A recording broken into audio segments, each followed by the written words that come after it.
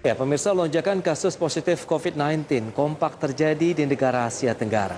Bukan cuma di Indonesia, di beberapa negara tetangga, penyebaran virus corona dengan varian terbaru semakin mengkhawatirkan.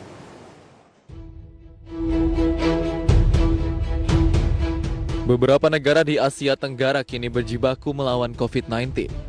Vaksinasi pun turut dilaksanakan guna membangun kekebalan imun di kawasan tersebut. Tercatat tingkat vaksinasi keseluruhan Asia Tenggara sebesar 9% tertinggal di belakang daerah maju seperti Eropa Barat dan Amerika Utara. Lebih dari setengah populasi telah menerima suntikan dan hanya melampaui Afrika dan Asia Tengah. Di sisi lain, angka COVID di beberapa negara Asia Tenggara mulai meningkat. Tercatat Malaysia selama 3 hari beruntun melaporkan lonjakan rekor jumlah infeksi COVID-19 harian dengan 13.215 kasus pada pekan lalu. Kementerian Kesehatan Malaysia sudah memperingatkan varian Delta yang sangat menular dapat menyebar hanya dengan kontak sekilas.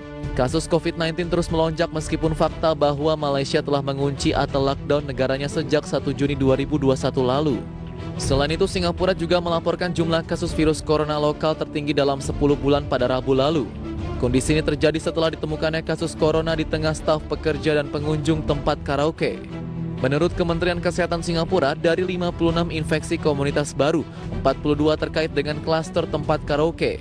Kementerian Kesehatan telah menyelidiki infeksi penularan di antara pramuria asal Vietnam yang sering mengunjungi lounge atau klub.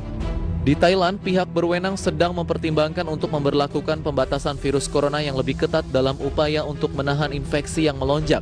Setelah rekor jumlah kasus kemarin, meskipun ada penguncian sebagian di Bangkok dan 9 provinsi lain minggu ini. Pekan lalu, Thailand melaporkan rekor harian 9.692 infeksi virus corona dan 67 kematian baru, menjadikan total kasus menjadi 381.907 dan kematian menjadi 3.099. Sementara itu, Kamboja melaporkan 889 infeksi COVID-19 baru, termasuk 207 kasus impor yang mendorong total beban kasus nasional menjadi 65.500. Kementerian Kesehatan Kamboja mencatat 27 kematian baru sehingga jumlah kematian keseluruhan menjadi 1.052.